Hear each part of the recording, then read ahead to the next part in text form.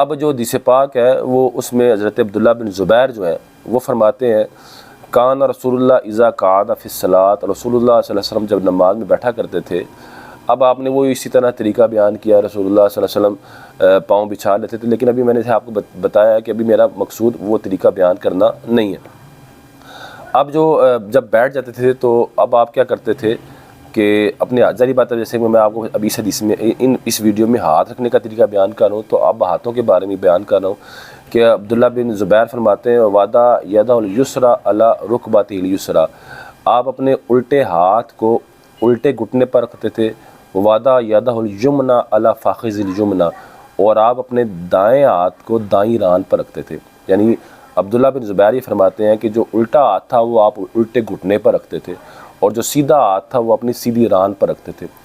اب یہ جو عبداللہ بن زبیر نے طریقہ بیان کیا ہے، اگر ہم اس کا موازنہ عبداللہ بن عمر کے طریقے کے ساتھ کریں تو عبداللہ بن عمر نے تو فرمایا جی دائیں ہتھیلی کو دائیں ران پر، بائیں ہتھیلی کو بائیں ران پر. ایک طریقہ یہ بیان کیا. دوسرا طریقہ یہ بیان کیا کہ دونوں ہاتھ آپ اپنے گھٹنوں پر رکھتے تھے اور الٹے ہاتھ کو آپ گھٹنے پر بچھا کے رکھتے تھے، پھیلا کے رکھتے تھے. اب عبداللہ بن زبیر کی جب ہم یہ حدیث پاک دیکھتے ہیں تو اس سے یہ پتہ چلتا ہے کہ آپ اپنا بایاں جو ہاتھ تھا وہ بائیں گھٹنے پر رکھتے تھے اور دایاں جو ہاتھ تھا وہ دائیں ران پر رکھتے. بظاہر یہ پتہ چلتا ہے کہ ایک تیسرا طریقہ ہے، بظاہر اس سے یہ معلوم ہوتا ہے کہ یہ بھی تیسرا طریقہ ہے. لیکن حضرات ذیکار یہ جو ابھی میں نے آپ کے سامنے حدیث پڑھی یہ ران اور گھٹنے کے بارے میں ہے، یعنی جتنی بھی حدیث آئیں گی یہ ران اور گھٹنے کے بارے میں ہوں گی. اس سے بظاہر یہ پتہ چلتا ہے کہ یہ تیسرا طریقہ ہے. اب یہی عبداللہ بن زبیر یہ جو اس سے مسلم شریف میں اس سے عبداللہ بن زبیر کی جیسے یہ میں نے حدیث سنائی کہ اپنا بایاں جو ہاتھ ہے وہ آپ بائیں گھٹنے پر رکھتے تھے اور دایاں ہاتھ دائیں ران پر رکھتے تھے. اس سے اگلی جو مسلم شریف کی حدیث پاک ہے اس میں عبداللہ بن زبیر فرماتے ہیں کہ کان رسول اللہ صلی اللہ علیہ وسلم اذا قعد یدعو، کہ جب رسول اللہ صلی اللہ علیہ وسلم نماز میں بیٹھتے تھے اور دعا مانگتے تھے تو آپ کیا کرتے تھے وَوَضَعَ يَدَهُ الْيُمْنَى عَلَى فَخِذِ الْيُمْنَى، تو آپ اپنا دایاں جو ہاتھ تھا وہ دائیں ران پر رکھتے تھے. وَيَدَهُ الْيُسْرَى عَلَى فَخِذِ الْيُسْرَى،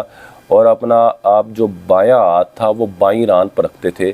اور اس کے بعد پھر انگلی کے اشارہ کرنے کا ذکر ہے. اور اس کے بعد عبداللہ بن زبیر فرماتے ہیں وَيُلْقِمُ كَفَّهُ الْيُسْرَى رُكْبَتَهُ، اور تو آپ اپنے الٹے ہاتھ کی جو ہتھیلی تھی اس سے اپنے گھٹنے کو کیا کرتے تھے، الٹے ہاتھ کی تیلی کو اپنے گھٹنے سے الٹے ہاتھ کی تیلی سے اپنے گھٹنے کا لقمہ بنا لیتے تھے. یعنی اس کا مطلب یہ ہے کہ رسول اللہ صلی اللہ علیہ وسلم جو تھے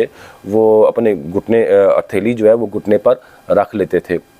اب عبداللہ بن زبیر نے بھی جس طرح عبداللہ بن عمر نے دو طریقے بیان کیے، اسی طرح عبداللہ بن زبیر نے یہاں بھی بظاہر لگتا ہے کہ دو طریقے بیان کیے ہیں کہ بھی دایاں ہاتھ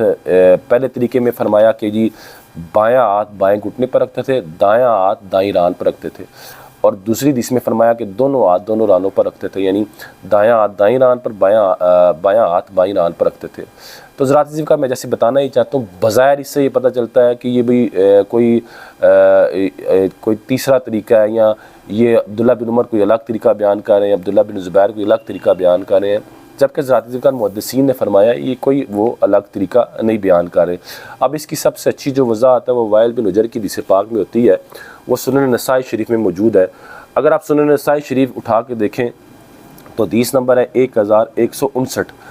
اس میں وائل بن حجر نے رسول اللہ صلی اللہ علیہ وسلم کی نماز کا طریقہ بیان کیا، اور اس میں جب وہ بیٹھنے کا طریقہ بیان کرتے ہیں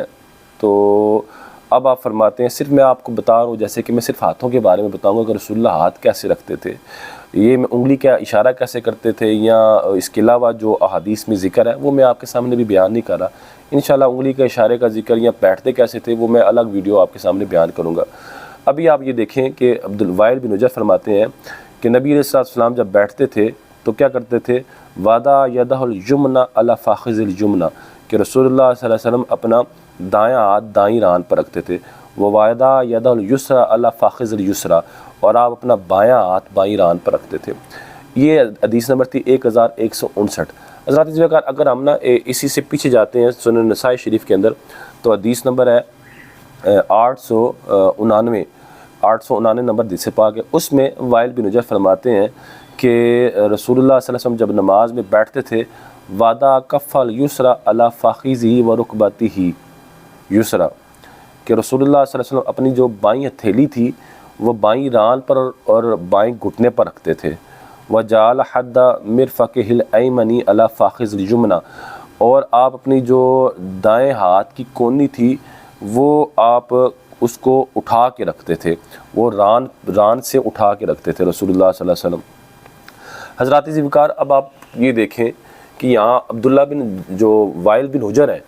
وہ یہ بتاتے ہیں کہ رسول اللہ صلی اللہ علیہ وسلم جب آپ بیٹھتے تھے تو آپ کی جو ہاتھ تھا وہ آپ کے ران پر بھی ہوتا تھا اور آپ کی گھٹنے پر بھی ہوتا تھا۔ حضرات عزیز وقار، اصل میں بتانا یہ چاہتا ہوں کہ محدثین نے اب ان کے سامنے یہ مختلف احادیث محدثین کے سامنے جن میں یہ مختلف طریقے رسول اللہ صلی اللہ علیہ وسلم کے ران پر گھٹنے پر ہاتھ رکھنے کے بارے میں تھے۔